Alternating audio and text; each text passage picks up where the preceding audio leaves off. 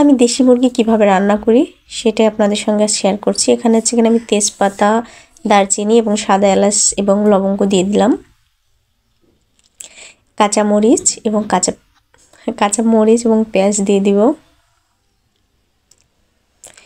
এটা ভেজে যখন লাল হয়ে আসবে। আসসালামু আলাইকুম, আপনারা সবাই কেমন আছেন? আশা করি সবাই আল্লাহর রহমতে অনেক ভালো আছেন। আমরা আল্লাহর রহমতে অনেক ভালো আছি। এখন এই যে লাল লাল করে ভাজা হয়ে গেছে, এখন হচ্ছে কিনা এখানে আমি আদা, রসুন এবং জিরা বাটা দিয়ে দিলাম।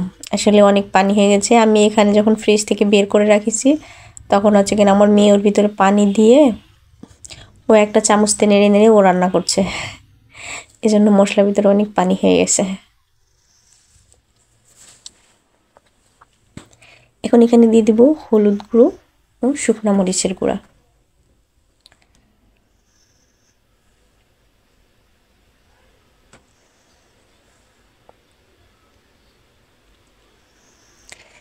এটাকেও আমি একবারে মানে যে পর্যন্ত না তেল বের হয় সে পর্যন্ত এটাকে আমি কষাই নিব, যে বলি আর ভাজা ভাজা করে নিব।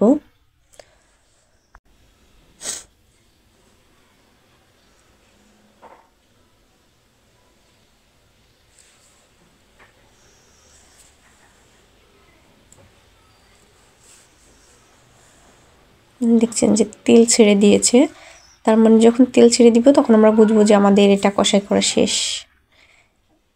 এখন হচ্ছে কিনা আমি এখানে দিয়ে দিচ্ছি মাংস। এটা দেশি মুরগি, আমার শ্বশুর আসছিল কিছুদিন আগে, তো তখন উনি গ্রাম থেকে নিয়ে আসছিল।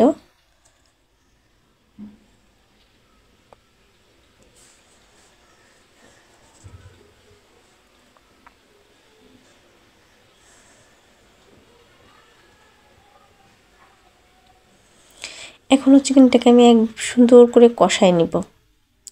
মাংস থেকে পানি ছাড়বে, সেটা শুকিয়ে যখন তেল বের হয়ে যাবে তখনই হচ্ছে কিনা আমি কষার পানি দিব।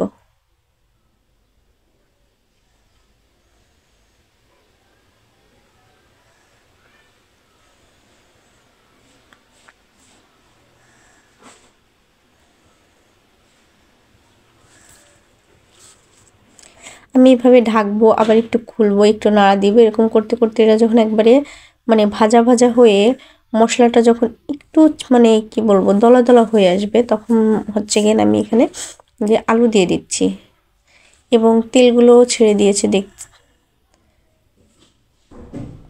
আসলে নতুন আলু দিয়ে গোশ রান্না করলে বেশ মজা লাগে আমার কাছে খেতে। নর্মালি আমি আলুটাকে ভেজে নিই, কিন্তু যেহেতু হচ্ছে গিয়ে নতুন আলু, তো এটা ভেজে নেওয়ার থেকে এমনি দিলেই আমার কাছে বেশি ভালো লাগে। এখন হচ্ছে আমি কষার পানি দিয়ে দেবো। দেশি মুরগি তো একটু পরিমাণে বেশি পানি দিব আর কি, দিয়ে এটাকে আমি একটু নেড়ে চেড়ে আমি ঢাকা দিয়ে দিব।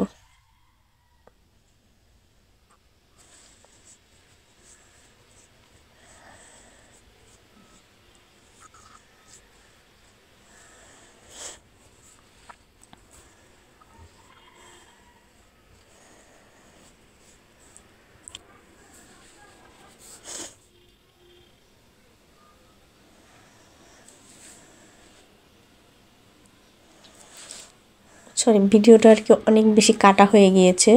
এখানে আমি কষানোর পরে যে ঝোলের পানি দিয়েছি সেটা আসলে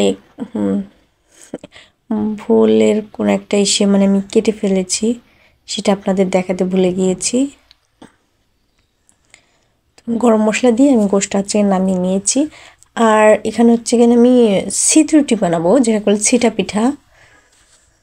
তো ছিটা পিঠার জন্য আমার এখানে চালের গুঁড়া কোটা ছিল, ডিপ ফ্রিজে রেখে দিয়েছিলাম। তো সেটা হচ্ছে কিনা এখন আমি নর্মাল ঠান্ডা পানি দিয়েই হচ্ছে কিনা আমি এটাকে গুলিয়ে নিব, অনেক পাতলা করে গুলাবো।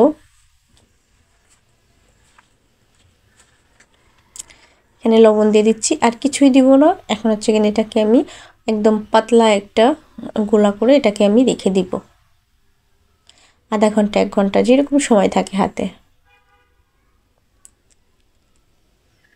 আসলে এখানে গরম পানি দিলে একটু নরম মানে বেশ নরম নরম পিঠা হতো, কিন্তু আমার বাসায় নরম পিঠার থেকে না একটু মুচমুচে পিঠাটা বেশি পছন্দ করে সবাই। এজন্য হচ্ছে গিয়ে না আমি একদম নর্মাল ঠান্ডা পানি দিয়েই করলাম। যদি আপনারা একটু নরম বেশি নরম পছন্দ করেন তাহলে উষ্ণ গরম, যেমন মনে করেন আমরা বাচ্চাদেরকে খাওয়াই যেরকম গরম পানিটা খাওয়াতে পারি, কিন্তু আমরা যে উষ্ণ গরমটা আমরা খাই সেরকম উষ্ণ গরম পানি দিয়ে মাখাতে পারেন। আসলে এখানে মানে দেশি মুরগি আর তার সঙ্গে চিটা পিঠা সবাই পছন্দ করে। হচ্ছে কিনা আমি যে ক্যামেরাই করব সেটা সময় আমার ছিল না, তা হচ্ছে কিনা আমি বানিয়েছি, সবার খাওয়া হয়ে গিয়েছে। আর লাস্টে কিছু থেকে গিয়েছিল, তো তখন হচ্ছে না আমি বললাম যে আমি তো ভিডিওই করতে পারলাম না, তো তখন হচ্ছে কিনা আমি আবার একটু ক্যামেরা ধরলাম যে আমার এগুলো বানানো হয়ে গেছে, খাওয়াও শেষ। আসলে বাচ্চা কাচ্চা নিয়ে না হয় না ক্যামেরা মানে ভিডিও করা আবার কাজ করা।